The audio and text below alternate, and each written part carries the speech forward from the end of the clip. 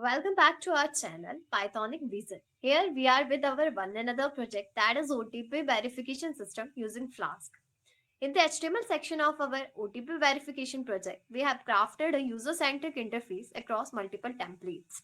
The project includes two primary HTML templates, index.html and verify.html, complemented by the introduction of an additional template, output.html. Starting with index.html, we have built a clean and intuitive form where users input their email for initiating the OTP verification process. This form, wrapped within the HTML5 structure, sets the foundation for user interaction. Moving to verify.html, we continue the user journey by providing a form for entering the received OTP. This template plays a pivotal role in the verification process, collecting user input and facilitating the comparison with the generated OTP.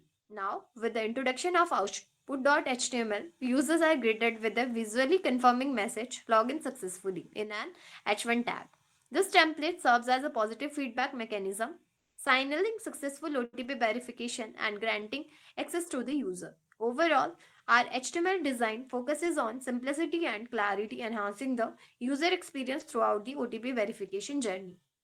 The Flask section of our project handles the backend logic and server-side functionalities. Our Flask app is initiated with a secret key for added security. We configure Flask Mail, an extension for Flask, to enable email communication. The core logic lies in two roots, slash and slash verify.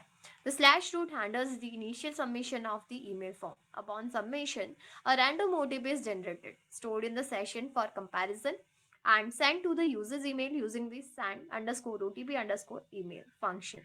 If successful, the user is redirected to the slash verify route. In the slash verify route, the entered OTP is compared with the stored one.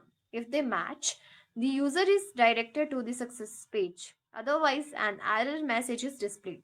Flask Flash message aid in the providing real-time feedback to the user, contributing to a seamless and secure OTP verification process. When we run our project, then you will see how the OTP is generated. First of all, we go on our port number and then we fill our email ID, click on send OTP, and when we clicked on it, then we will receive an OTP on our email. As you can see, the OTP is generated, which we have filled, and when we enter the OTP, it will display the message login successfully. So that's all about our project. Thank you so much for watching. Bye bye, guys.